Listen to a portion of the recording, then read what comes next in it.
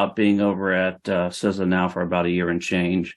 And no question that you've been spending a lot of time with the blocking and the tackling.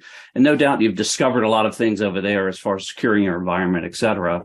Why don't you give us an example of sort of where you stand right now, maybe a specific effort that you have underway in regards to, strengthening and bolstering your environment?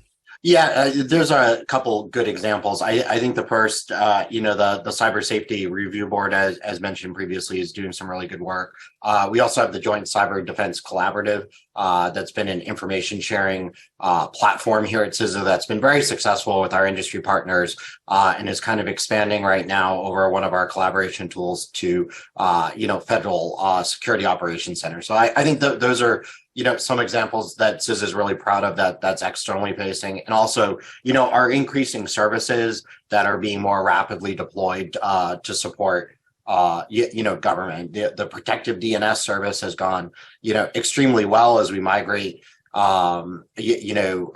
agencies off some of our legacy platforms. I think internally here in my office, what we're excited about is, we're a relatively small agency. Under small but mighty. Small but mighty from a personnel perspective, but that gives me a lot of agility to maybe do things that some of these other agencies can't necessarily consume. We can be kind of a test bed. So as we're building out one of our new environments, we're not going to be using Active Directory. We're going to be using the Azure AD functions fully. We're really able to do different things with identity here. We're really able to kind of take advantage of being a little bit more bleeding edge as we're building out our systems, because it's not like when I was at CBP and I had 75,000 users. Mm-hmm.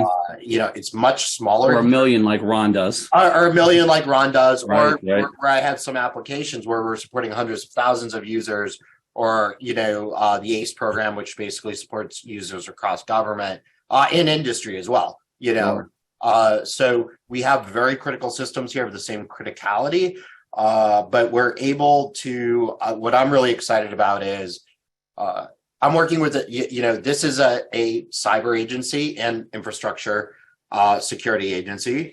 We can never forget those missions in emergency communications, but it's a technical workforce. So I really need to, my office really needs to be on the bleeding edge, or people just won't want to work here. That's one of the most important things to me is I have to make remote work really effective. I have to make the devices you get something that cyber operators want to work with. Because there's nothing worse than trying to do your job and you have horrible IT, or the CI. I will not be successful in my job if my answer to everything is I have a policy. Mm-hmm. Or I think one of the things I always went back to in my prior role supporting law enforcement was, our enemies don't play by the same ethical rules we do. The cartels don't sit around, let's develop some policies and procedures before we utilize new technology.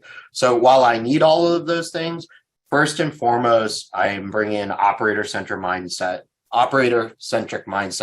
to my office. We need to live and breathe the mission so that we become a trusted partner, and that they want to come to us rather than, either building their own solutions or going rogue or some of the other things that can happen. So those are the things that I'm really driving here is we have to be the go-to group for technology so that our operators have the tools to do their jobs and not worry about some of those baseline things like working laptops, good mobility, all those other things. I really want them to concentrate on developing those great cyber tools and providing infrastructure security services or emergency comm services, rather than worried about all those other things they used to have to worry about in the older days of NPPD or early CISA. Laser focused on, let's call it customer experience, right? I mean, that's really customer experience, operator experience. Your operators are your customers, right? So 100%. I totally get that.